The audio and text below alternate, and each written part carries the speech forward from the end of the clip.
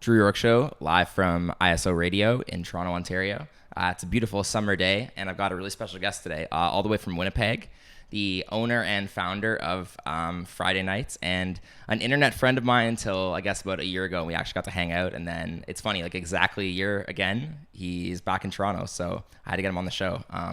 Eric, Olek, please come join me. Dude, thank you for doing this. I'm so glad we make it happen today. Thanks for having me, man. Cheers, man. This is sick. I feel like you love coming to Toronto. I feel like every time you come, it's like you always have such a good time. I don't ever want to leave.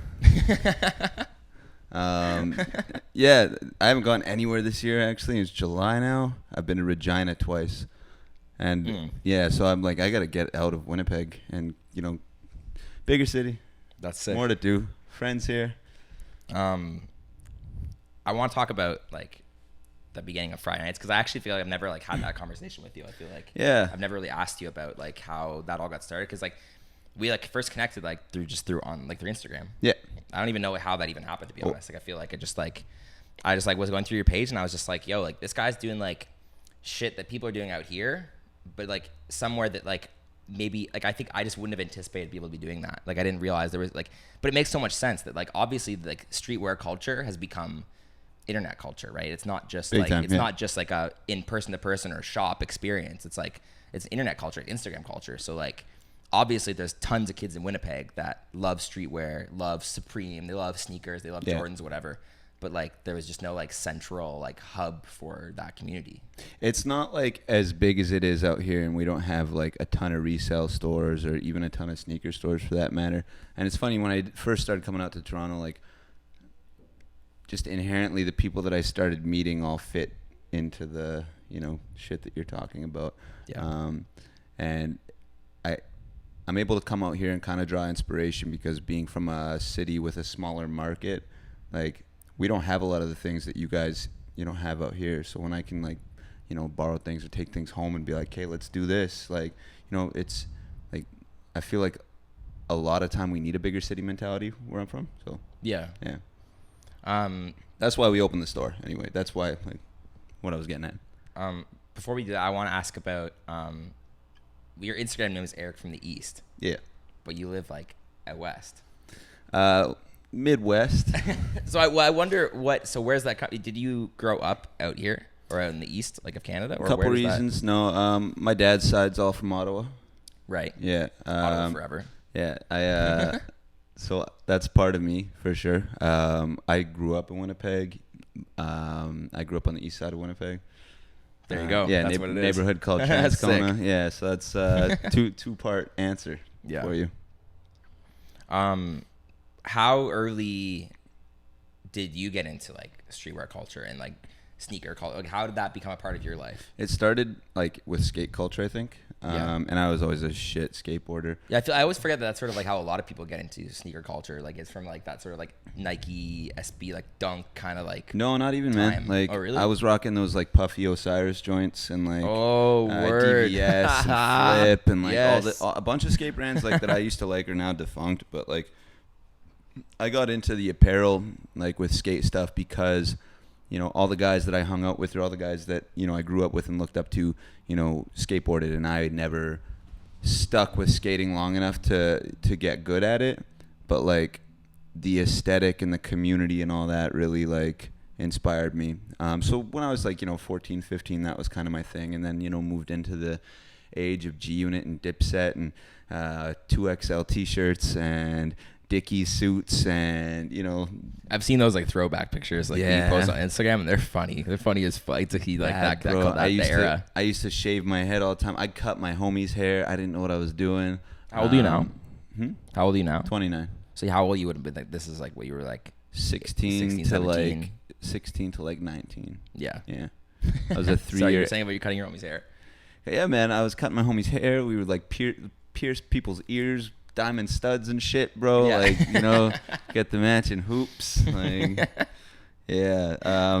And then I went off in this, like, I went to college after high school, took a couple years off and just kind of like screwed around. And then, really. Was that Winnipeg too? Yeah. And I really needed to like tighten my ass up and went back to school. I was like, hey, do something.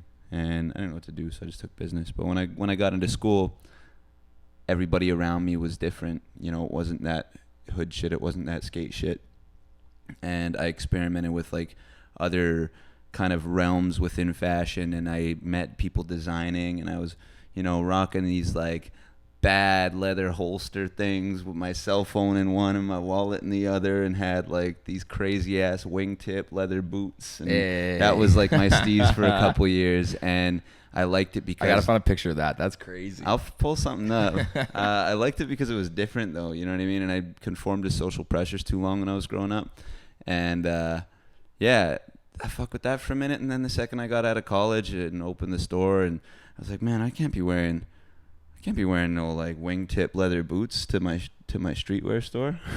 Yeah. And then we started selling sneakers at the shop, and I like kind of went full circle. You know what I mean? Like just keep. So Friday nights, it started as like you were just doing it like just totally by yourself, right? It was just a solo project. Yeah. And how did you first even get to the point of designing a t-shirt to then to the point of figuring out how you could sell it to somebody? It was weird. Like I started it as like a way in, you know, like I wanted to just do something, and it was kind of like with, you know, throwback to skating. Like I didn't feel like I was good enough at X to be part of, you know, Y or whatever. And with like streetwear was my way into hip hop, and you know that was the culture that, you know, I came up on, and I'm like, where's my fit within here?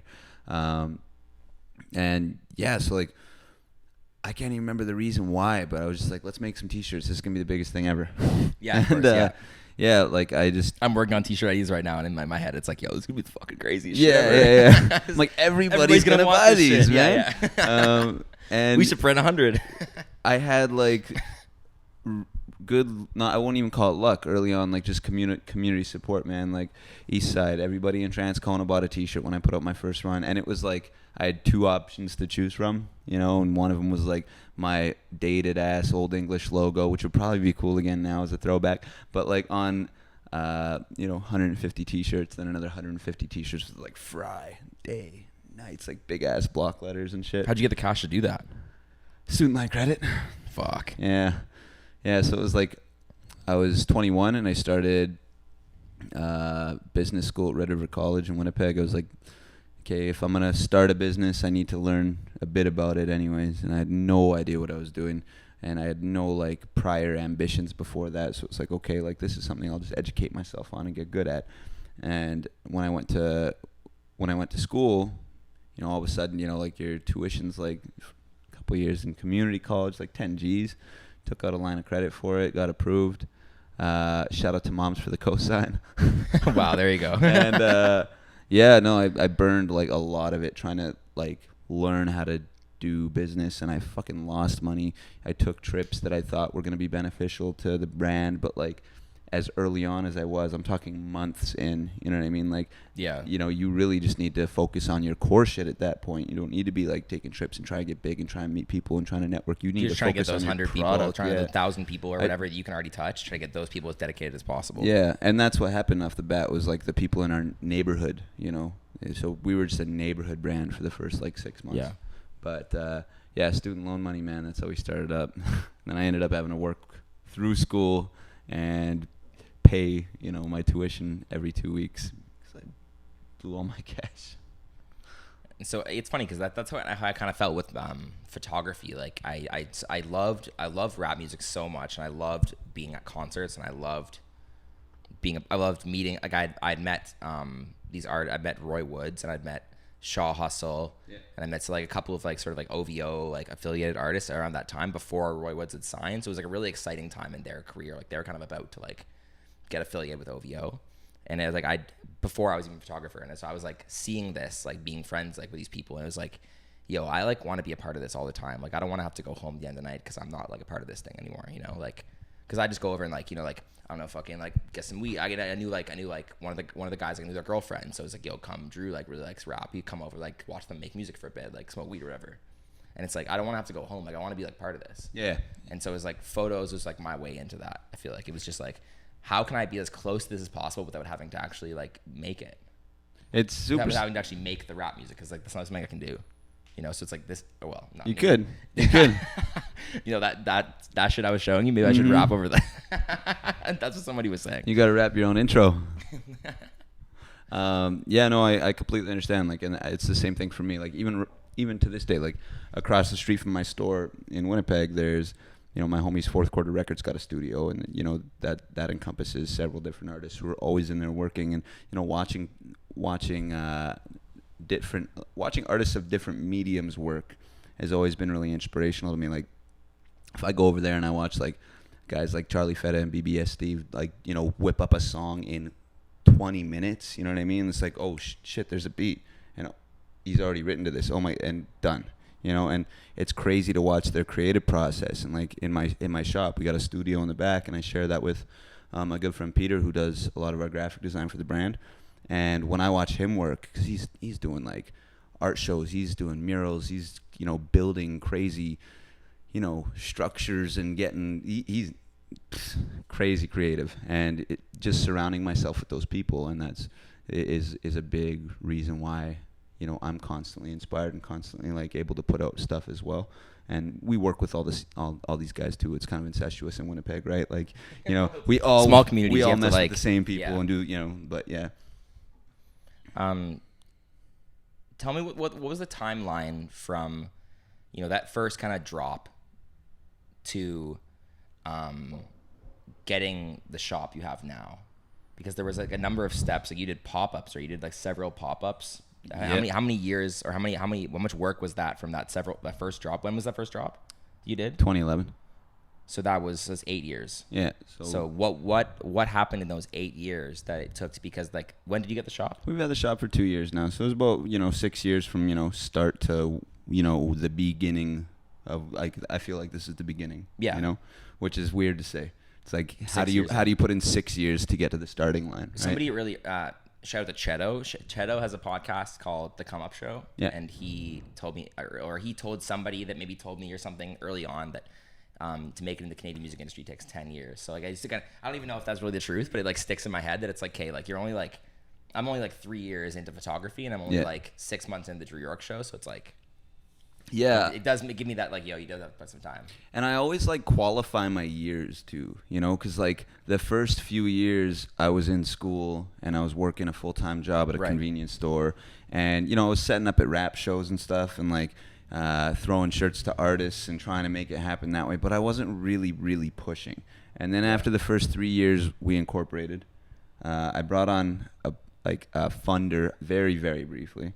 You know, threw me like $5,000 at one point and was like, okay, put some stuff out, you know, want to see return on my investment. And I was young and stupid. I gave 49% of my shit away for $5,000.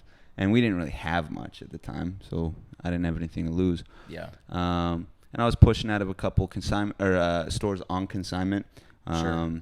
you know, in Winnipeg. So we were, you know, in like about 5 stores in Winnipeg. So you could literally get our shit anywhere, right? And that was not how I would do it if I were to do it again, but we were just trying to splash it up everywhere, right? And we were doing shows. That was a big thing.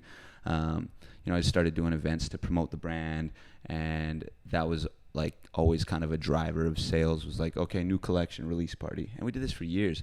Yeah. And then one day, it's funny, one day the guy who had thrown me that cash initially, he's like, hey man, I want that $5,000 back. He's like, I'm out. This isn't really for me. All right. So how many years was that, or how long that was since he gave it to you? Oh, like a year. Yeah. Yeah. Not long. It was like, and it's probably one of those things where it's like, this is your thing. You know, this is your exactly. thing. You know, and I've also learned that through making this, is that like at the end of the day, no one is gonna care about the Drew Yorke Show more than Drew. You know, like that's just how it is. I care. I appreciate that. You know what I mean, though? It's just like, you know, it's just like when it's your vision, it's like sometimes it can be hard to get, you know, and it's totally understandable that some people just aren't going to be like as driven or going to see it to the end like you are. I got some guys who've been in from day one who I feel like have as much skin in the game as I do. But yeah, in this particular instance, it was more like the guy is still like a near and dear friend and a mentor to me. Yeah. But he was like, yeah, you know, like, give me my 5, you keep your whole 100, and then like I'm out. Like, Yeah. all right, so I paid the guy back. 2 weeks later, I'm out in Vancouver for the second time to go to a no-show. It's the, streetwear, action sports type. Trade show, right? Yeah. Yeah. And I didn't have a booth. I wasn't buying. I went under the guise that I was like, buying for my store, which didn't exist. And you were just networking. Yeah. Just going, shaking hands. I met a sales rep out there who really liked the feel of some of my stuff. He was like, all right, like, throw me some of these. Like, I'll put them in my showroom. We'll see what happens. And, a few weeks later, he got a nibble, from below the belt, which was like huge for us at the time because they wanted to put us in 36 stores, and they placed. I don't know below the belt. Yeah, it's like I think they had one in Toronto, but they got like 36 stores across Canada. It's kind of like a Canadian Zoomies kind of thing. You know what I mean? So ultra sellout move on my part, but I was like, I've been working at this convenience store for 7 years, man. I'm not saying you know what I mean. Yeah. So I quit my job. I got this deal right after I paid homie back. Yeah. The guy who had 50% of my company. Probably just felt like. And then I got all of a sudden this $40,000 contract, to produce 2,000 pieces and put them all across the country. Yeah. So I'm like, this is crazy. So I quit my job and focused on that 100%. But at the exact same time, we got approached from one of the downtown like business improvement zones to open up a pop-up shop. So we, they gave it to us for 3 months for rent free. So I took that opportunity too, and then that was kind of it, man. Like 3 months rent free. Yeah. Wow. Like, nice downtown location, and then I got a second like 3 month rent free joint after that. So I had like 6 months of pop-ups. We were newly doing wholesale, and it was just like boom. I'm like, this is gonna last forever. Great way to touch all the people. Yeah, and it just happened like not overnight, but it took a minute, and that was 5 years in, and that was kind of like what spurred, the next steps, which led to us opening a store and stuff like that. But what in retrospect, is there anything you think that you've learned through the process of having the store in the last 2 years that you would have done when you first were in the process of opening the store? Like what if I was gonna go back? If you're gonna go back and reopen it again, is there anything that like you think that sort of you like? Because I'm just thinking for people that might watch this would be people probably that would know you, and they're probably people that are like into shit you're into shit, and they're probably people that are like, I want to make my own fucking, or I'm gonna do my own because they're seeing you do that, And so I'm thinking if somebody that's like watching you, following you, is gonna like, would want to ask you, like, if you're gonna open Friday nights again, like, how would you? Is there anything you do differently? Is there anything you've learned in that sort of like in retrospect now? Yeah, I mean, I learned where to spend and where not to spend. You know what I mean? And I've learned through like industry trends and like what's gonna move, what's not gonna move, what you should invest your money on, that kind of stuff. Some stuff that you sit on and make higher margins on, just like more tricks and tips for business, in retail. But I've worked retail all my life, right? As far as like making it pop, and getting, the wheels turning and getting people interested, I feel like everything happens so naturally that I don't know that I do anything different. All I ever did was go with the flow. I didn't even look for a space, bro. Like when we were in one of our pop-ups, and people watching who know me and know the brand already know, but like we suffered like break-ins, man, and like almost lost it all before I opened a shop. Like I actually had. Did that deter you from wanting to, or do you still know you just had to do? It had to happen. I mean, everything was going so well, but I'd only been self-employed for 6 months, and then like everything came crashing down. We were uninsured. We got hit for like thousands of dollars worth of merchandise. I'm like, what do I even do, right? The pop-up was uninsured. Yeah. Fuck. Yeah. Maybe that's like a thing. Maybe that's like definitely a lesson in retrospect. That's if I could go back, you know what I mean? But we got hit. Just not really understanding the value of like, and it's not really fully understanding the circumstance. Maybe that's like. Yeah. Oh, you want to make sure your assets are protected. That's just right? experience. That's like you wouldn't know unless you've got like. How would you ever know? Unless someone had come to you really early and been like, "Yo, like, you want to make sure you want to do is like in case their shit gets fucking robbed." You know what I mean? Like, but like that's only you have to get robbed almost to like. Taught us a lesson, man. Taught us a lesson. Like, we got robbed this year, and we handled it. By the next day, glass was cleaned up. We had a new window. Like not even worried, right? It's part of the game at this point. But it almost ended me, man. To the game. So I stopped doing Friday nights for a few months, kind of recouped. Started doing some like event coordination. That's how I fell into that whole racket. And then I turned an old UPS truck into a clothing store. I was like, this will be my store. So I bought this like truck. You bought it? Yeah. Bought this truck with a homie, and we like just like gutted it. We put racks in it and shelves, and we filled it with clothes. And the whole plan was to like drive this thing around. Do pop-ups out of the But truck. Winnipeg's not densely populated enough. Fuck. And social media was like, I mean, it's still it was a monster back then, but it wasn't like what it is now even. So, you know, the truck was like a dud. I was like, well, this kind of sucks. And all my friends from like high school and shit were like, ha, we thought that was a dumb idea, you know.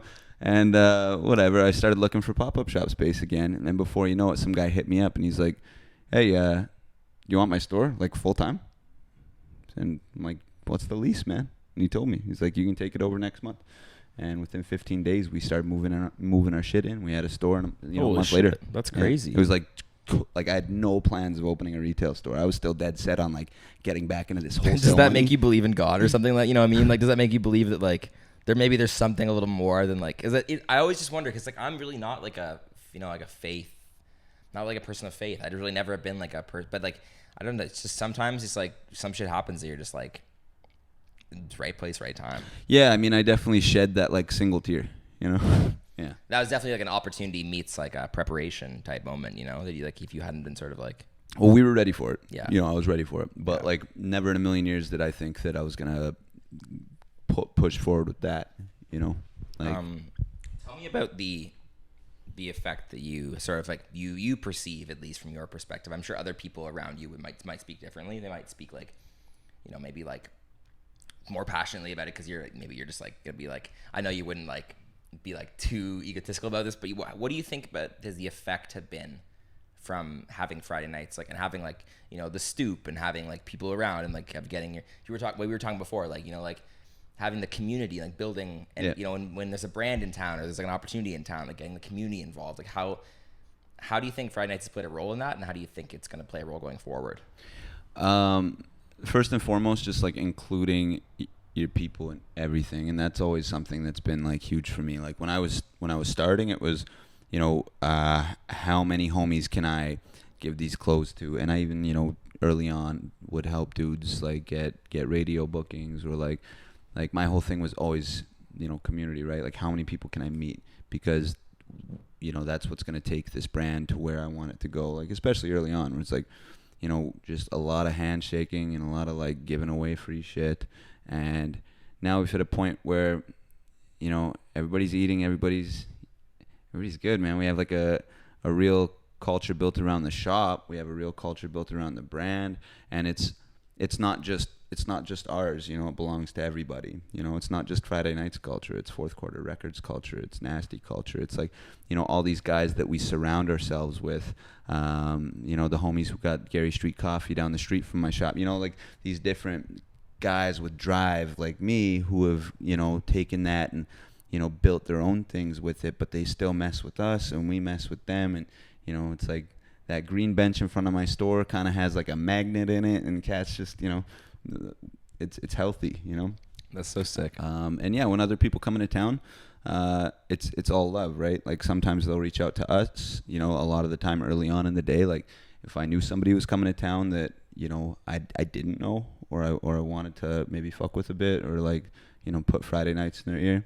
Like I just DM people on Instagram, hit people on Twitter. Like, you know, early on for us, it was guys like Classified and Quake Matthews, you know, like KO, who were coming through Winnipeg on tours, and like we were messing with them and like going to sound check because I hit them on Twitter. It was like, you guys want some t-shirts? You know what I mean? And now it's love, though, you know what I mean? And that's just turned into so much more with, you know, other musicians who roll through, and other artists, and other, you know, people who are like-minded and creative and wanting to like take opportunities to be in new cities and mess with other people who have like ideas and passion and drive behind them. Yeah, and it feels like that's like the value system that kind of continues to motivate, and like inspire and push and direct the work and the efforts. Yeah, like, you know, it's funny, we barely even talk about t-shirts right now, right? Like you and I talking, like, and that's my bread and butter is a graphic tee, but like that's not what we're talking about, and that's almost never the conversation. You know, it's never about the product. I wish we had another half hour on this. Maybe we do. Maybe I should extend the Drew Yorke Show to an hour. You know? Yeah. Hey, I usually end this with like food recommendations. So like when I come out to Winnipeg someday, when I find a way to some brand to fly me out or something to come out, or maybe I'll just spend my own money, but figure out a way to come out. What do I have to eat? There's 2 spots. You got to eat in Winnipeg? Yeah. Ooh. Okay. Pho Huang. Forgive me to all my Vietnamese friends for my butchering of that pronunciation. So yeah, that's like the soup spot. You know what I mean? Like the good noodle spot. Yeah. East Ocean. Ooh, can I give you 3? Yeah. Yeah, East Ocean for Chinese. Don't get it twisted. It's right by Ken's restaurant. Ken's restaurant's open later, so sometimes that's the move. But East Ocean, you know, you go there, get the number 26. That's the thing here too. That's like your spots, but then there's also spots that are just open a little bit later. So it's like, yeah, and like I can't talk because I haven't been there, man. But everybody keeps telling me to hit up Sergeant Taco Company in Winnipeg. Word. So that's a thing too. But yeah. Cool. Okay. We eat good. I don't cook. Yeah, I've seen your Instagram where it's like your fridge and shit. It's like that's what my fridge looks like. It's pretty sad. Okay, dude. Thank you for doing this. Thank you, man. This is blessed. This is sick. Okay, thank you for watching the Drew Yorke Show. Until next time.